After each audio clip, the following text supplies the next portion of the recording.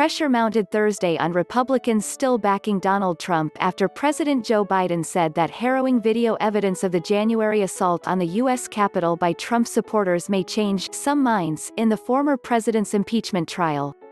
So far, a large majority of Republicans have stood by Trump, who is accused of inciting insurrection January 6 when a mob of his supporters ransacked the Capitol and tried to stop certification of Biden's election victory.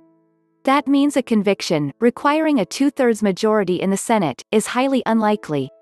Trump's lawyers will get their chance to speak as early as today or Friday when Democratic impeachment managers wrap up their case. The Trump team argues that the former president cannot be personally blamed for the riot and that the entire trial is unconstitutional because he has already left office. But Democratic impeachment managers delivered blistering evidence Wednesday in the form of hours of video from security cameras, police bodycams, news footage and cell phone video shot by the rioters themselves. Biden, trying to stop the impeachment trial from overshadowing his push for a huge economic stimulus package and a rebooted fight against COVID-19, said he didn't watch any of the hearing live. But he said he'd seen news coverage of the presentation, which showed the country's most senior politicians fleeing to safety as crowds stoked by Trump's rhetoric rampaged through the halls of Congress. The mayhem left 5 people dead, including one woman shot after she invaded the Capitol and one policeman killed by the crowd fleeing for their lives. The January 6 riot broke out after Trump held a rally to repeat his lie that Biden had only won due to vote rigging and that his vice president, Mike Pence, had to find a way to stop certification of the result. Pence, who had already stated he had no legal authority to stop certification, then became a target of the crowd's wrath. Video shows demonstrators screaming insults and declaring Pence a traitor. Some of the most dramatic segments, using video never before aired in public, made clear to the senators acting as the jury in Trump's trial that their own lives had been in danger that day. Pence is seen being hurried down back stairs to safety by security officers, along with his family.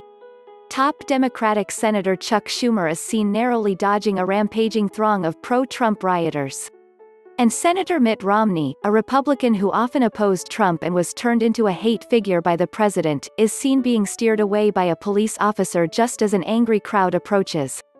In another segment, the mob can be seen smashing into the offices of Nancy Pelosi, Speaker of the House of Representatives and another frequent target of Trump's most violent rhetoric. "Nancy, where are you, Nancy?" protesters call out as they search, not knowing that 8 of her staff were barricaded behind a door in the same corridor. Pelosi herself had already been urgently whisked away.